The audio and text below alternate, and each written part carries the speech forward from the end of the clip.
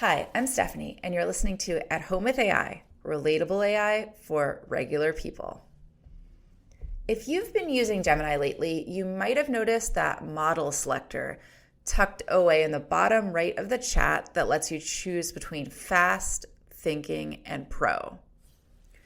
Those short explanations they give you there don't really answer the question of which one you should actually use and when.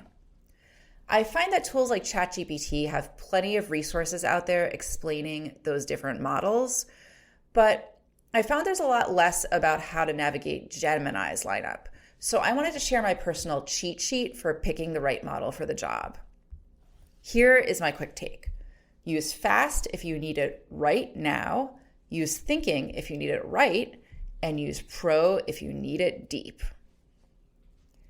And a little spoiler, speed aside, sometimes fast is actually your best choice.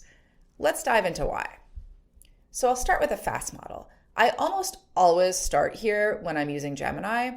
It's honestly astounding how many tasks this model can handle, even things that I think are complex, like pulling common themes out of hundreds of survey responses. Think of the fast model's persona as that one friend who's always incredibly quick to reply. It's great for quick, single tasks and remembering the details of your chat as you go. The downside is that it can kind of struggle with complex logic and it can't handle massive amounts of data at once. So a real life example of when you'd use the fast model, let's say you're staring at your pantry and wondering, what can I cook with these 3 random ingredients? Or you sent out a PTA survey and you have hundreds of responses and you quickly need to figure out what the themes are. Those are great reasons to use fast. And honestly, again, I always start with fast and I only use one of the other models if it struggles. So next up, the thinking model. This one is totally focused on the task right in front of it, sometimes actually at the expense of the broader context. It uses what's called chain of thought reasoning, so it works through the intermediate steps before giving you a final answer. The persona here is like a grandmaster chess player, brilliant but hyper-focused on the current move.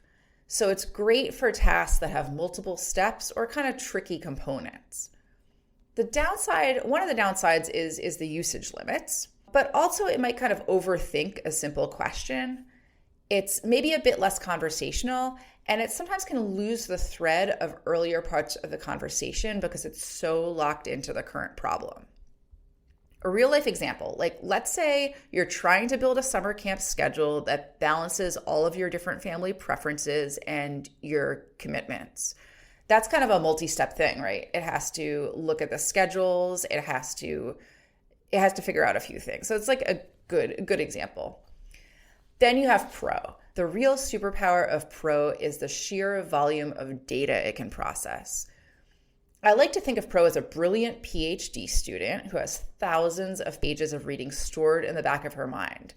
Just don't expect her to remember to take out the trash. Pro is great for analyzing long documents and comparing huge sets of data. So the downside, again, you'll run into those usage limits like you do with thinking. It can also be too wordy. And believe it or not, I sometimes think it has trouble following simple formatting instructions because it has so much data to juggle that it kind of gets distracted by it. So if that happens, you just give it a nudge in the chat. And again, to give a real life example of when you'd use this, let's say you have a giant HOA document that's hundreds of pages and you want to know how it compares to a standard template, or you want to find some kind of type of content in it. That's a good use for pro. Again, no matter what I'm working on, I almost always start with fast. It's free, it's snappy, and it actually also has the smallest environmental impact, which I know is a concern with a lot of us. If I see it struggling with my request, or I feel like I could get more out of the interaction, only then do I move on to one of the other models. Even though Thinking and Pro are the premium models, they aren't always the best choice for every situation. Just like any other tool, if you want to be successful, you have to match the tool to the task. Thanks for listening, and until next time.